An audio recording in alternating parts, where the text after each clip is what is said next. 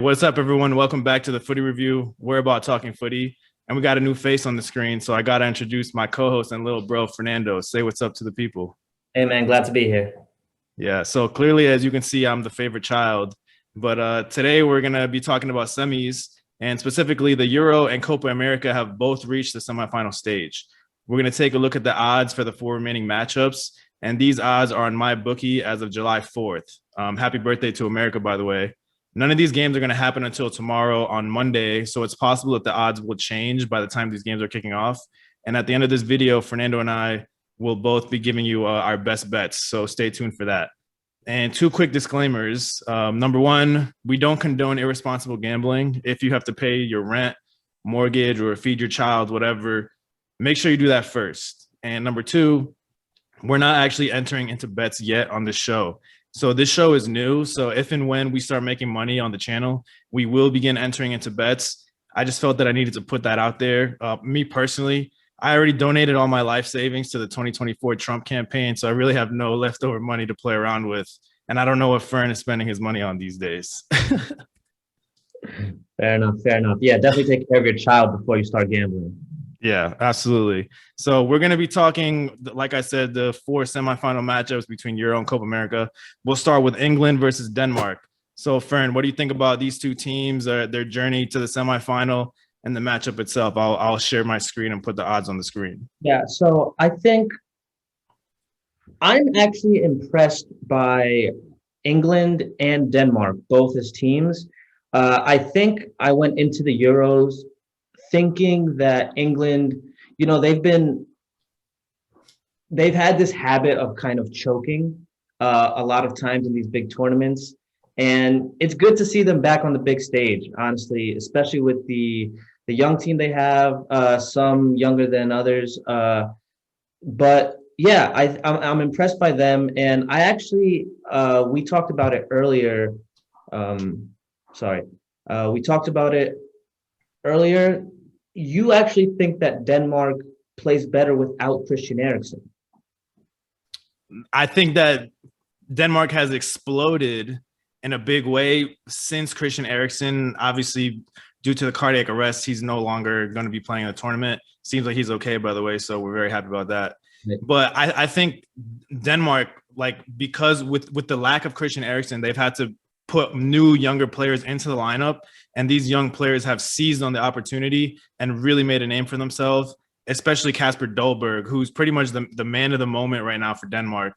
That guy plays just with so much confidence, and he's so slick on the ball, and he has that killer instinct.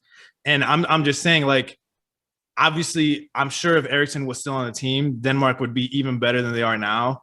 But I don't think Dolberg, for example, would have had the opportunity to make his, big entrance onto the world stage. Right. No, I can see that. I always felt that obviously Christian Eriksen was the best player on Denmark.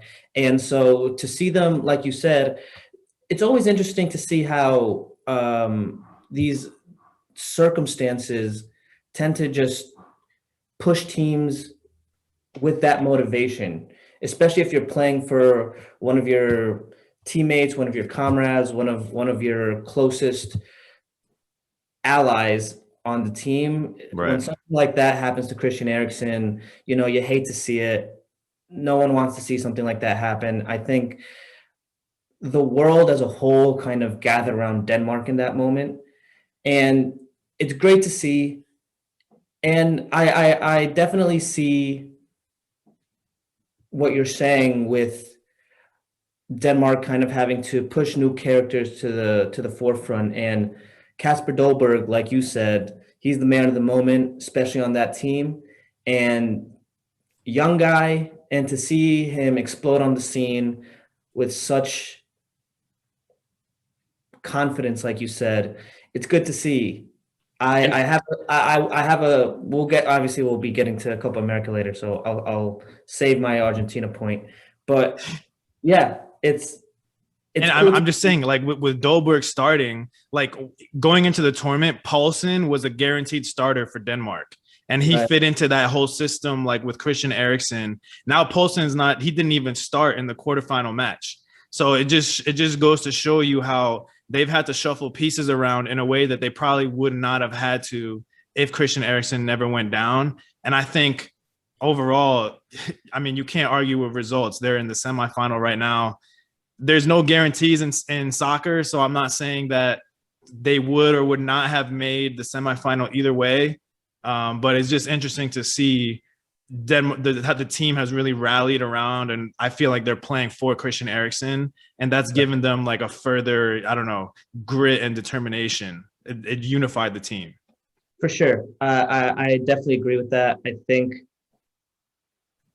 the way Denmark has had to adjust, I think it shows a lot of resilience for the way that team is set up just in general. Absolutely. And even the coach, when you lose your most important piece, the way you have to shuffle pieces around, like you said, someone who was a guaranteed starter is no longer starting. That's a big decision to make. Exactly. So to see them adjust in that way, I think it's very commendable, and I hope they do well. That being said, I do think England wins this game. I agree, and I was about to shift the conversation over to the England side. Yep. I think that Denmark has seized the opportunity to make the semifinal because in the knockout stages they were faced with Wales and then Czech Republic. So clearly they avoided any of the big boys in Europe. And for Denmark, resounding success to even be in the semifinal, and they grabbed the opportunity. So hats off to them. But England was a contender to win the whole thing. Their goal is not the semifinal. They want to be in that final. So Right. What do you think about England's tournament so far and how they'll fare in the semifinal? I think they've had an interesting tournament. There are some games where they look like the old England, mostly I would say in the round of 16. That being said, the way they showed up yesterday, yes, it was against Ukraine. So, take that as you will. But I thought they looked great yesterday in the game or in the quarterfinals. They showed out, they put on a great performance, and I think they have a lot of great players. Especially, I wasn't a big I didn't know much about Phillips, but he's been a starter every single game in the entire tournament, holding down that middle. Same with Declan Rice. I think Declan Rice was a bit of a bigger name. Right.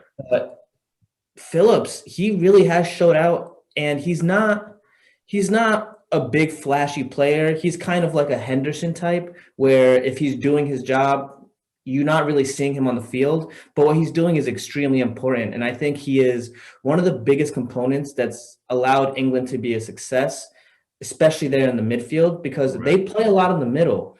Right. We see England and we think about the EPL and the EPL playing style, how it's a lot of long balls, a lot of fast pace down the wings. And sure, they still do that, but they play more in the middle than I think at least I was expecting. I didn't think that they'd be playing such a composed game that they have been. And I think they look good doing it. And obviously you have Raheem Sterling on that left side. I think he's the best player on that team. Right. And he's been so consistent for so long. Obviously there's always the issues of finishing, and that's always been the biggest criticism against Sterling. Right. But hey, he has 3 goals in 4 matches, so he's doing great. Yeah. So I have opportunities as well. Right. So I have the England lineup on the screen right now. I think like what used to Calvin Phillips, very much one of the breakout stars for the England team.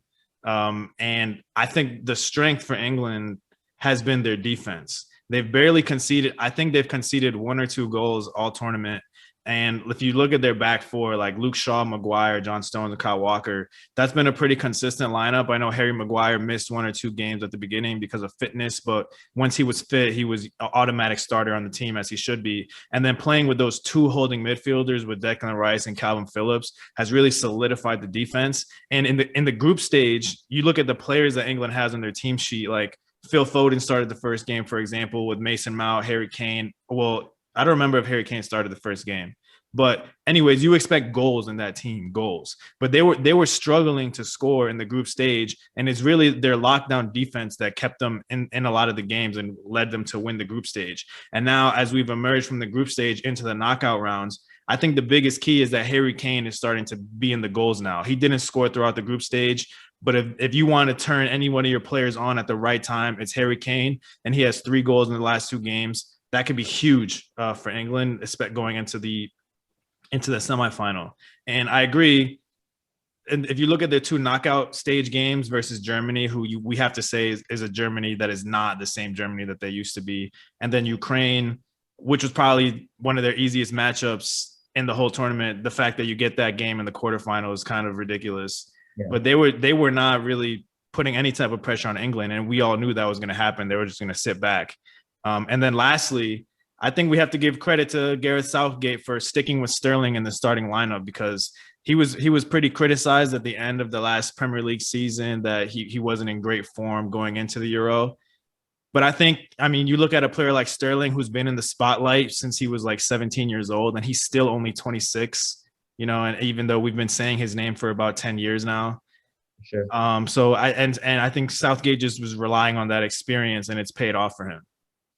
Yeah, and I think Raheem Sterling, and it's interesting with Raheem Sterling, he was 17. I think he already had 2 or 3 kids, and obviously this gets into the personal. But people really thought that he would have issues emerging as like a role model, but he's really grown into that role. And I think that's one of the reasons that you keep him on the field, you keep him starting, because even as a young guy, he really does appear to be a leader now. Yep. And he certainly drives the team forward. He has still that explosiveness. And like you said, even if he's criticized, he kind of just walks through it. He kind of just keeps his head up, keeps grinding. And at some point, he always does find form. And I think he's doing it now on the big stage. And I think that says a lot about him.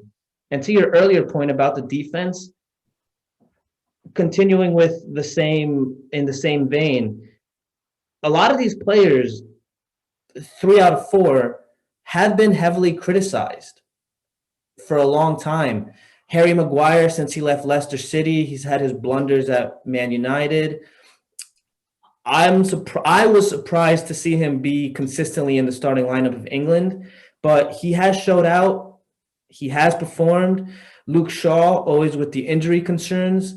It seems he's gotten past that. He's been healthy for a while now. And John Stones, with his inconsistency at City, he's in and out of the lineup. That being, to be fair, they have a loaded defensive squad. So, up to Pep, who's he going to start? But John Stones is in and out of that lineup. And he's been, for even before they got as many defenders they have, Kyle Walker, always solid, no complaints there. But yeah, it's interesting to see that the defense is what's showing out. And back to the earlier points, I think that it has a lot to do, like you said, with that defensive mid. They have 6 defensive players on the field, and 2 of them stay in the middle, and they kind of control that game. And I think they're doing a great job, but I do think the extra 2 holding makes a difference, and I think it helps them out with holding down that defense. Yep, I agree. And I think Denmark will definitely be a more complete test for England than Ukraine ever could have been. And I'm flashing back to in the group stage, that game Denmark had against Belgium, which was the first game after the Christian Eriksen incident, where, I mean, Denmark had Belgium on the ropes for about 60, 65 minutes. So we'll have to see how they perform against one of the big boys in a knockout high stakes game. Now, this is quickly off the topics of the semifinal games, but Belgium, I know, catastrophe. On paper, they should be one of the best teams in the world. Yep. And they always seem to just cough it up. That's actually a good segue to the next matchup, which is Italy versus Spain. So in relation with the Belgium, obviously Belgium lost to Italy in the quarterfinal. I don't know. I think Belgium may be a little unfortunate to get matched up against Italy in the quarterfinal. I think most of the other teams that were involved in the quarterfinal, Belgium would have taken care of them, no problem. They kind of ran into Italy, which has been this revelation in the Euro, and they're pretty much a buzzsaw. Anyone that goes up against Italy, they're getting mowed down, no problem. I think, yeah, I think Belgium easily could have been is a semifinal level team. And then even if you think back to the World Cup, they faced France in the semifinal, and France eventually was the champion. So Belgium has definitely they've never received the easier side of the bracket, I think, during this golden generation. But I mean, still, it looks like their last opportunity to cash out with a major tournament will be in next year's World Cup. But you definitely feel the clock is ticking for them, and if they don't do it next year, I think Belgium will not be able to cash in. I agree with that completely.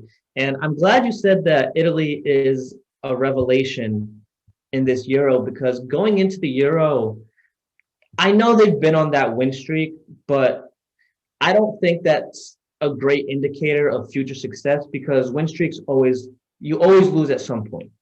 So going into the tournament, I didn't think that Italy was one of the top contenders. Vegas says different.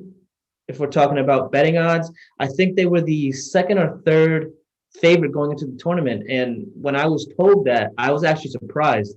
I was told that by my Italian friend.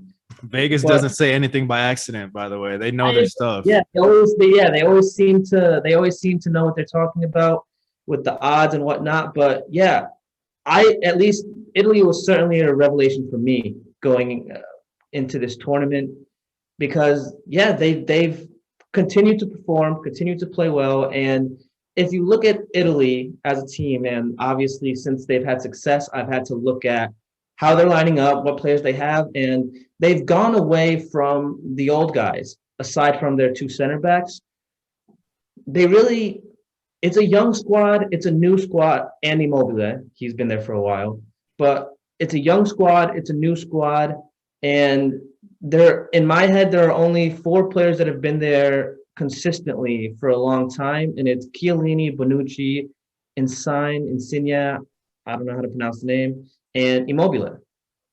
Other than that, it's a lot of new faces, a lot of young blood, a lot of guys that are really willing to get after it. And since Italy won the World Cup in 2008, I believe it was, they really had fallen off for a very long time. Going into any major tournaments, no one really mentioned Italy. And I wouldn't have mentioned Italy for this Euro, but they've really been showing out, and they're performing, and they deserve to be where they are. Yeah, Italy has been, in my opinion, the most consistent team in the Euro since the first game against Turkey. They've put in all good performances. They had a little blip against Austria in the round of 16 where they were struggling to pull that one out, but eventually they win, and nice bounce back performance against Belgium, which is one of the favorites. So yeah, if I'm an Italian fan, I'm feeling pretty good. It looks like your top 2 strikers, Insigne and Immobile, are in form. Chiellini and Bonucci are, so many years together at Juve. You already know they're basically like a brick wall in the back. And your goalie is a superstar, and he's so young with Donnarumma. The one thing of the lineup that I have on the screen right now, Spinazzola looks like he tore his Achilles in the last game, so they're going to have to slide someone else into that left back position. But yeah, Italy just plays this really free-flowing, attractive style of soccer, and I mean, they really are a joy to watch. Man, they're just as a unit. They don't have any of like the really big superstar names, but they know each other, like the back of their hand, and they're so good as a unit. And it's interesting that they still play the 4-3-3, which I think in today's day and age is considered a bit of an antiquated style. I think people identify that with the Barcelona of old when they won 6 cups, but they're still playing that style. And like you said, even though they're playing a 4-3-3, it's much more free-flowing than you would think it would be as a team. And like you said, maybe they just know each other that well. But it doesn't feel like they're playing a 4-3-3, although they are. Right. Absolutely. Okay, so on the other side of that matchup, we got Spain. What do you think about the Spain team so far, and what are their chances against Italy? Spain, for me, they're such an inconsistent team. Sometimes they show out. A lot of times they struggle. I was surprised they scored 5 goals in their last matchup. But they did, and I guess they won. But yeah, Spain, they just feel still slow, still a bit antiquated, still kind of trying to play that possession style that really isn't that important anymore. Right. Most teams have learned how to go against that, and it's on the counterattack. And a lot of smaller teams, whether it's international, club level, they really do excel at that counterattack style, and it really does disrupt that possession style because when you have possession for the whole game, the line pushes up a lot, the back line. Right. So because you're keeping possession. So all it takes in soccer is one play, 1 minute, 1 second for the game to change in an instant. So when you're playing on the counterattack so well, and I think most teams have learned to do that, the ones that aren't the big ones. So I think Spain gets exposed like that a lot. And I think it starts with the coach, Luis Enrique, to be honest. I think I've never been the biggest fan of him, and I'm a Barcelona fan. So when he was there, it was frustrating because it just felt like he was trying to copy Pep, but he's not Pep. So it doesn't work that way. And I think Barcelona, in a lot of ways, was getting exposed even before the last couple of years. I think it started when Luis Enrique was there, and I think it still shows on that Spain squad right now. Yep, absolutely. And quickly, something that you said before, that they scored 5 goals in their last matchup. That was against Croatia in the round of 16. Right. In the quarterfinal, they tied 1-1 with Switzerland, and they won in penalties. Right. But I agree. I think this Luis Enrique, and I don't know, I guess if it's the Spanish football tradition overall, they want to hang on, I feel like, to the same philosophy that won them the World Cup with Xavi, Iniesta, Busquets in the middle. And I just feel like you don't have, I mean, obviously you still have Busquets in the lineup, but Busquets is like 10 years older now. And I don't know, I just feel like that 80% possession type style that they used to play against now, it just doesn't work anymore. I think that form of play back then, like in the World Cup that they won, it was kind of revolutionary. No one had really seen it before, at least recently at that time. But now, you've had Guardiola kind of with that overall style of play for 10 years now. Teams are starting to figure out how to break out against them. And I don't know, Spain hasn't convinced me at all, really. In the group stages, they had 2 games. Their first 2 games were draws versus Poland and I believe also Sweden. And then, I mean, they had a convincing win against Slovakia in the 3rd game, but that was really, their easiest game of the whole tournament. And their struggle has been 80% possession, but no goals, really. And I agree. And in the round of 16, I mean, they beat Croatia 5-3, but that game went into overtime, and Spain was actually winning 3-1, like with 20 minutes or so left to go, and then they collapsed and allowed Croatia to, get back in the game and force the overtime. So I don't know, and I don't know. I think against a team like Italy that just seems to be like such a well-oiled machine, Spain is not really going to have a chance. I doubt Spain is able to hold, above 70% possession against Italy. There's no way. No, I fully agree. And like you said, in that World Cup, what I think, yes, like you said, Busquets is still in the lineup now. He's 10 years older. But back then, in my opinion, he was the best center defensive mid in the world. And you have 2 other golden generation players in Xavi and Iniesta, and you just don't have that anymore. They were so skilled at keeping possession while under pressure and still being able to push up the field. And I think especially Iniesta dribbling the ball, obviously he has that vision as well, but Xavi, his vision and his line cutting passes, it's just like nothing we'd ever seen before when he was a player. Maybe someone like Pirlo could compare, but I just think that generation of players, it kind of was a golden generation, and they were able to pull it out. And like you said, it was a style that it was very, I wouldn't say new, but people hadn't figured it out yet, and now they have. So it's very, I won't say easy, but there's a formula to go against a possession style team that plays in that manner. And yeah, like with Spain now, Busquets is still holding the middle, but he's older now. He's always been slow. He's slower now. He's still great in the head, but you can't expect him to be doing what he was doing 10 years ago, especially against a younger team like Italy, where, like you said, very free flowing, very on the ball with it. They just get each other, and the way they combine, I don't think Spain would be able to keep up.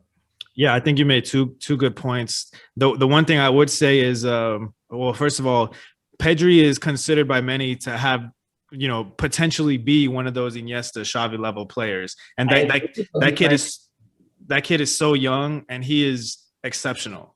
But then you look at the other midfielders, Busquets and Koke. I mean, Koke has had a great career, but he is certainly not at the Xavi, Iniesta legendary level. So if you want to continue to play that style, and we'll assume that Pedri is going to become a very hot top echelon player like Xavi Iniesta was, you still need two other people to slide into that midfield and control it like that. And those were generational talents. There's no guarantees that you're going to get two more players in this generation like that. And then quickly before you jump in, I also think the other huge difference from that Spain that won the World Cup and this Spain is leading their line in the World Cup, the South Africa World Cup, was David Villa, one of the most legendary strikers in Spanish history. And sure, Alvaro Morata is frankly very average compared to David Villa. So you don't have your bona fide number 9 that's going to bang in, is going to bang in like 4 to 5 goals every single tournament. And I don't know, Morata just seems to be, he's not going to lead a team to win any major competition. But I think overall, Spain has been vindicated because they made it this far in the semifinal, even if it has not been so much of a convincing performance all the way throughout. They're in the top 4 or the final 4. So that has to be a success in itself, I think. Sure. I guess. I think that with your point with Pedri, I agree with you that he for sure has that potential to be a generational talent. However, he is 19 right now. So you're not going to get the polished, experienced player that you had in players like Xavi and Iniesta. And like you said, leading that line was David Villa. And Alvaro Morata is a far shout from David Villa. And I think something that says a lot about this Spain team goes to the defense. You have two different younger center backs, but that's because you had to, because Ramos and Piqué are both long past their primes. They're not the defenders they used to be. I've not enjoyed Piqué's play style for a long time.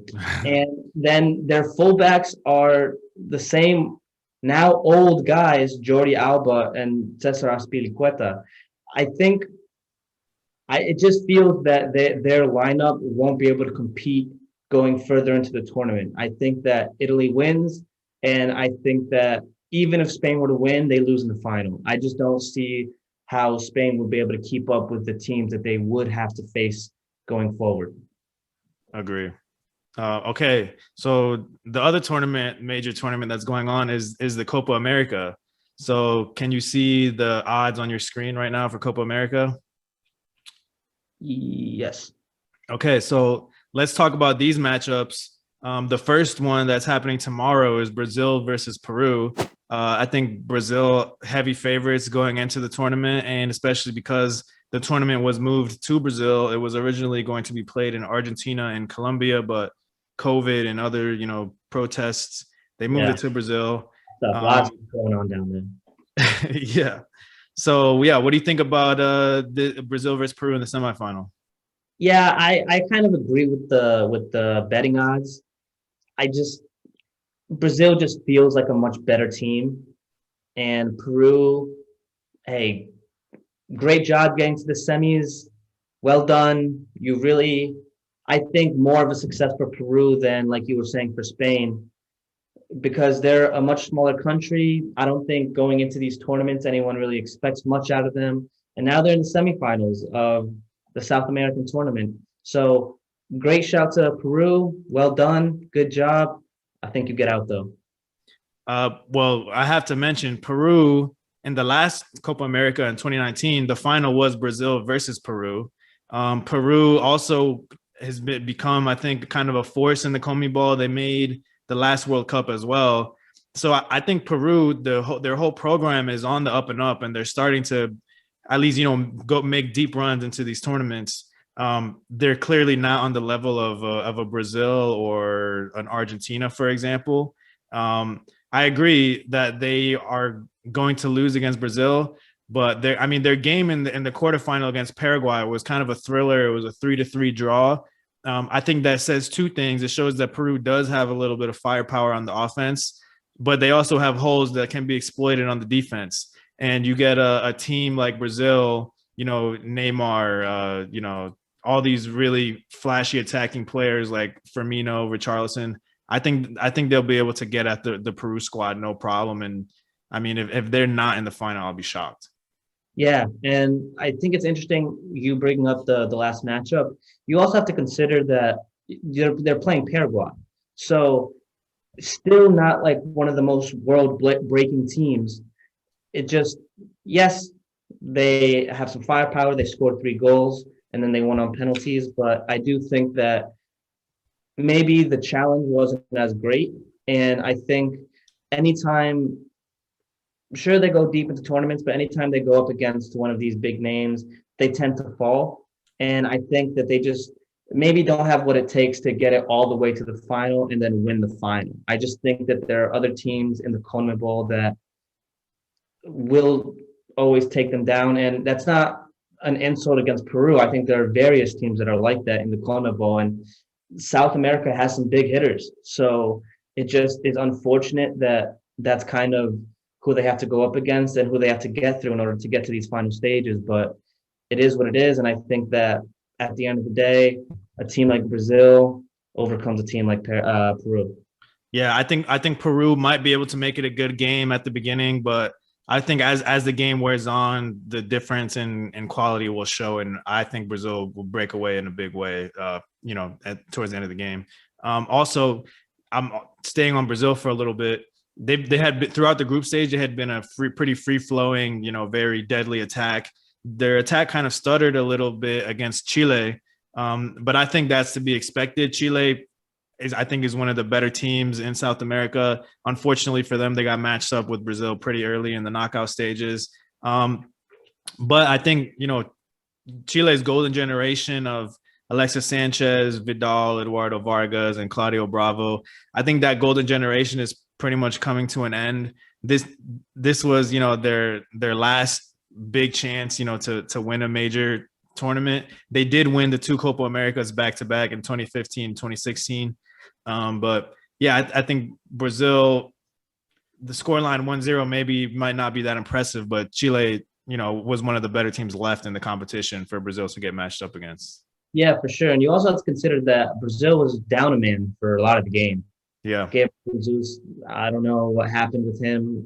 I guess the heat of the moment got to him, but that was crazy. I think I don't know if he knew that the player was there. I think he was genuinely trying to make an attempt to control the ball, and it was just a high leg situation and too much momentum. But yeah, who knows? I don't know. Maybe, but I don't know, man. I think if the ref is giving you a straight red, I think that says something about what you were doing on the field. Yeah, maybe, potentially. That's the good thing about soccer. I'm willing to give him the benefit of the doubt. That's the good thing about soccer. There's always drama and things to talk about and differences of opinions and everything. And then lastly on Brazil, I think their defense has been pretty outstanding. They're holding midfielders, Casemiro and Fred. They've been pretty consistent in the lineup. Marquinhos, Thiago Silva. Classics. I'm a little bit disappointed that Militao didn't get the start, as you know, but I think the defense has been pretty solid. So Peru, this will be their hardest challenge for sure. If they're going to get. I don't totally disagree with Militao. I'm not the biggest fan of him as a player. I think he's made a lot of blunders in the past, but I think that just in that back line, I just don't think there's room for him. Unfortunately, I think that the way, like you said, that the defense has been performing, I think you don't change anything there. Yeah, I agree. And then the last matchup we got to talk about, the other Copa America semifinal matchup, Argentina versus Colombia, which I believe is on Tuesday. Man, Messi, this is vintage Messi performance right now. Messi is on fire. Yeah. And I think I agree with you. And I think that especially at his age, there is something that's going to light a fire under him, especially when it comes to international tournaments.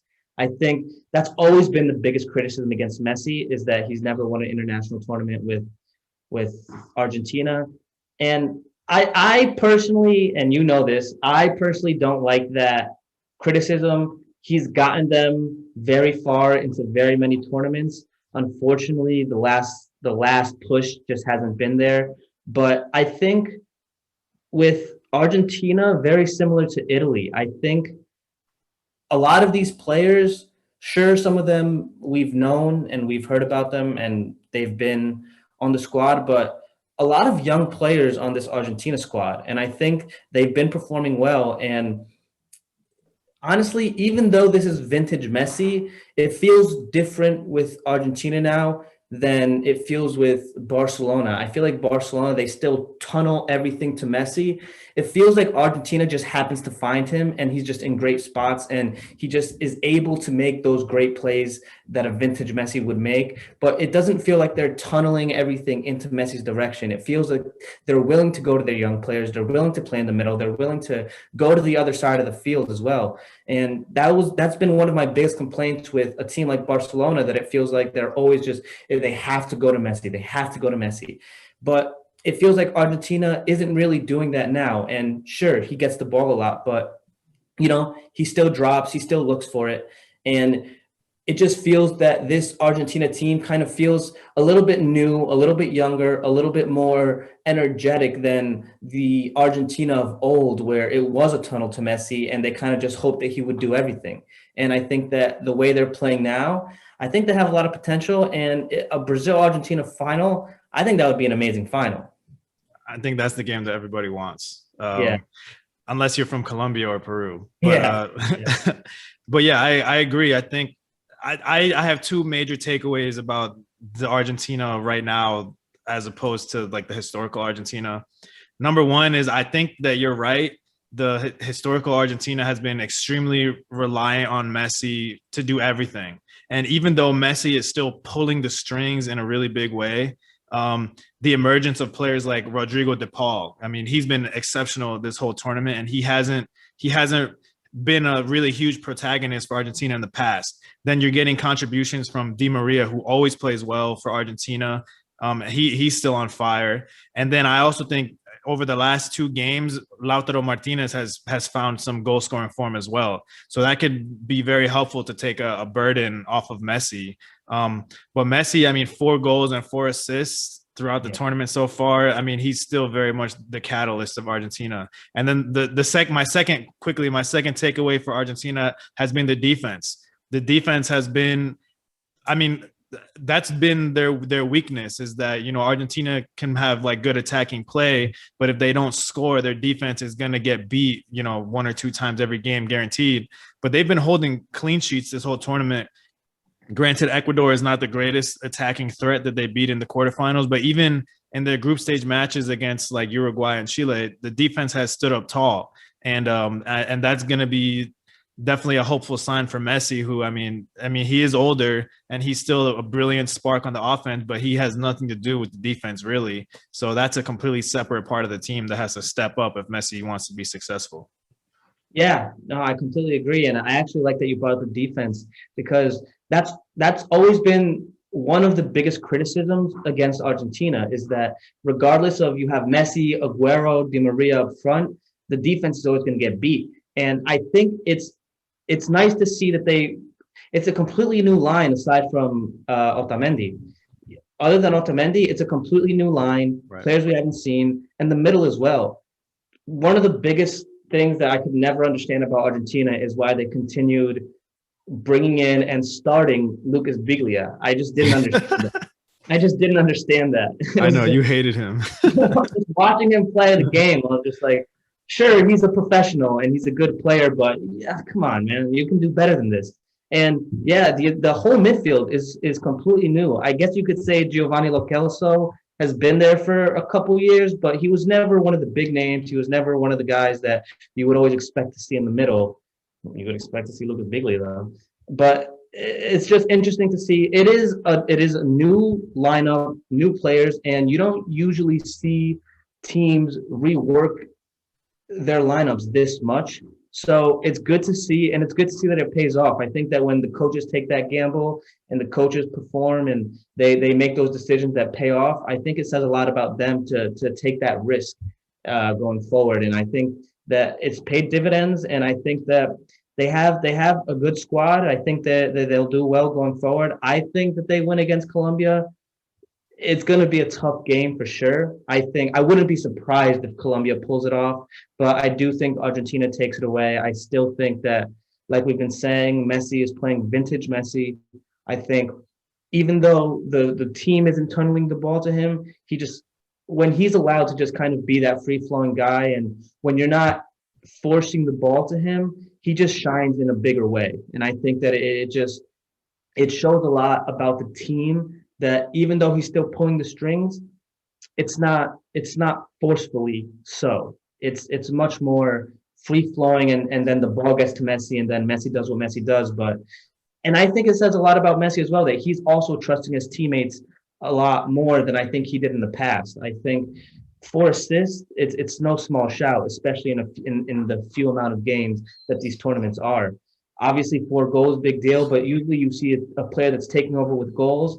They don't have that many assists, and I think that Messi having 4 assists also in the tournament, directly creating 8 goals, it says a lot about his trust for his younger teammates and what he's able to trust in his teammates to do.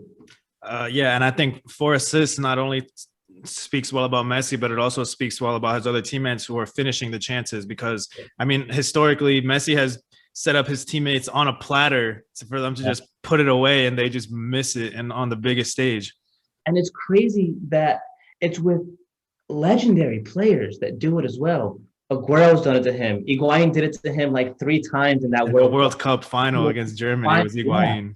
Yeah. And it's crazy that those are players that you would assume are just going to put those chances away. And for some reason, when they get to that big stage, when it's Messi setting them up, it just doesn't finish. And I think that's something that surprised the entire world. Like, I thought that they would win that World Cup final the way they were playing, but they just didn't finish. Yeah. And then you mentioned Colombia. We have to speak about the other team in that matchup. I think there's 2 things working in favor for Argentina. Well, one main thing actually working in favor for Argentina this matchup. And it's the fact that Colombia, they've been struggling to score goals all tournament. I mean, they dropped James Rodriguez out of the lineup, which was fitness issues, but it was also controversial. Like, James was saying, I'm good to go. And then the coach ended up dropping him. People were mad about it. But I think the one thing that Colombia has been missing is that creative spark on the offense, because they put together a very well-structured and rigid formation that's hard to break down. But you have to pair that with some goal-scoring threat. And that's the thing that Colombia is lacking. And we just mentioned how Argentina's defense has been pretty good. Maybe they won't have their hardest night out against a team that lacks creativity like Colombia. And I think this could be a game where Colombia is going to sit back in their defensive shape, and Argentina, I think, will have the lion's share of possession. I agree. I think Argentina is well-deserved favorites in this one. But the other, like, Colombia tied with Uruguay 0-0 in the quarterfinal, then they won on penalties. Uruguay has been the most disappointing performance of all the teams in Copa America. I wanted Uruguay to do so well because I figured with Suarez and Cavani, who still had great seasons, both of them last year in the Premier League and in La Liga for Suarez. And then you have a player like Valverde who's so explosive and he plays on Real Madrid. I think the way that the coach set up Uruguay and the way that he used Valverde was pretty much a crime. I think Uruguay extremely underperforming. I think it's time to move on from that manager personally. But I mean, you can't blame Colombia for that. They did their thing and they're in the semifinal. Yeah, and I think it's interesting for I'll go back to Colombia in a second, but with Uruguay, yeah, like you're saying about Valverde, Valverde is their best young player in my opinion. And to not be allowed to be that free roaming guy and to not be allowed to just take the ball and make that spark and set up his forwards, yeah, I agree. I think Uruguay was disappointing, and I think not using Valverde in the proper way is a big part of it. And Valverde, he's a box to box player. That man has an engine on him. He's not going to stop for anything. He's running, he's gunning, and I don't think that there's many players that would be able to keep up with him in that way. But yeah, I think Uruguay didn't perform well. I think that, like you said, it was disappointing, and I think one of the last chances for Suarez or Cavani to get that trophy, and I don't think they're going to get it now.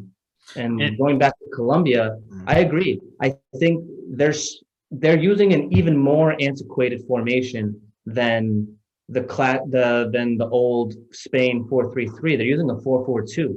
And like you say, if you're going to have that rigid setup, I don't think that's a problem. I think it's a classic lineup. And if you're trying to lock it down, fine. But you do, like you said, need that creative spark. And if you look at their midfield, they don't really have anyone in there that's going to be doing that for them. They have Ramos and Couler, but they're more defensive mid than anything. And then on the wings, you have players that sure they're fine, they're good players, they're professionals, but I don't think they give you that spark like someone like you said, a James Rodriguez or someone like even a Cuadrado would give you. well, Because Cuadrado is in the lineup. He missed the quarterfinal due to yellow card suspension, but I think it could be a big boost for them in the semifinal. I think that if they want a creative spark, they need someone like that in there that can just set it off in a second. Because, like we said in soccer, all it takes is one play, 1 minute, 1 second. And if you beat a couple players, get down the line, he's still a fast guy, even in his age. Yeah, you can do a lot with that. And I'm actually interested that what is the guy the starter for Sevilla? He's Colombian. Baca. Baca. I think they could use him because he is a classic number nine who maybe he doesn't show up for 80 minutes, but when the chance comes, he's going to finish. And I think it's interesting that he's not been in the lineup that often. And I think that Zapata, I think he's a bit lackluster. And Lucas Muriel, he has his moments, but I think he's quite inconsistent. I think the issue, I think because he's playing like this rigid 4-4-2, like you said, he wanted Zapata and Muriel up top, kind of as speedsters to break out on the counter. I don't know if Baca gives you that kind of speed that you need. He is a menace in the box, but I think just the way that they're set up, and you're seeing the lack of creative players on the team sheet. The problem is not finishing opportunities; it's also creating opportunities. So I Right. think he's relying more on the speed and physical explosiveness to be an attacking threat rather than look someone like Baca who would be just waiting for service in the box from someone maybe like James Rodriguez. Yeah, no, that makes sense. Actually, now that you mentioned that, that actually makes sense because Baca, in order for Baca to be the most effective player he can be, you need that service, you need those creative players, and you're right. When your team doesn't look like they're creating those opportunities, I guess you would want more physical attributes up top. So that makes sense. Yep.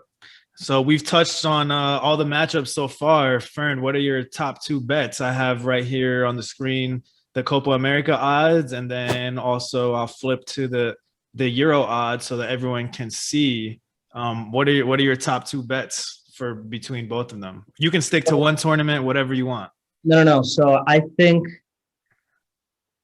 my money is on England for the Euro. I think they beat Denmark, and then I think they beat either Spain or Italy when they go in. That being said, after our discussion today, I do have a little more faith in Italy, but I think it's coming home for England. And I think in the Copa America, I'd like to bet on Argentina, but I think Brazil has a stronger team. I think Brazil takes it home. So your bet for the semifinal is England over Denmark. Are you playing the spread? One goal. Half? Well, yeah, they'd have to. Yeah, they'd have to if they're gonna win, it has to be by at least a goal. So yes, I would take the spread on that for sure. So you're taking England on the spread over Denmark, and you're also taking Brazil over Peru on the spread. On the spread, I'll take Brazil on money line, Money line. and I'll take England on spread. I actually think minus half a goal. I think it should be higher. I Okay. think I would put it at minus 1.5, but that's just my opinion. Like we said, Vegas knows what they're talking about, and yeah, I think I'll take Brazil money line. All right, there you go. And my two picks for the semifinals, both of my I think both of my picks are in the Euro. So sorry for Copa No, no, no, America. good. Sorry for Copa America, but I got the spread here for Italy over Spain is only half a goal. So that means Italy just needs to win by 1 goal, which I think is pretty much a lock. I don't even think I, I don't think it would be that competitive, honestly. Maybe it would be. Maybe I'm just pretty low on Spain, but I think Italy will take care of Spain, no problem. And then I also got England on the spread over Denmark. And I don't know. I feel like England is they're kind of destined to win something. Yeah, Even if you look at the last World Cup, they got the easier side of the bracket. This Euros, they got the easier side of the bracket, like ridiculously easy. Denmark, I think, is the Cinderella story of the tournament, and I think they will give England a good run for their money. But I think the buck stops here for Denmark, and even with that, it's going to be a resounding success. So I'm locking in Italy and England on the spread. Those are my top two bets. fair enough. And actually thinking about it, what I will say, if Spain can slow Italy down, I think they have a chance. No. No, I think they could, but I don't think they can slow Italy down because, like we said, their midfield is a little old, other than Pedri. And Pedri, he's not a defensive guy; he's more creative, offensive. So I think Italy takes it away. And like you said, I think it's not going to be that much of a challenge. I think if Spain could slow Italy down, they might have a chance, but I don't think they can. Yep. So that's it for us. We talked about all the semifinal matchups and gave you guys our best bets. Let us know which matchups you guys are looking forward to, and if you disagree with any of our bets in the comments. Also, if you like this video, please share, subscribe, all that. Tell a friend, and we'll see you guys next time. Yeah, drop your bets in the comments as well. Absolutely. All right. See you guys next time. Yeah, man.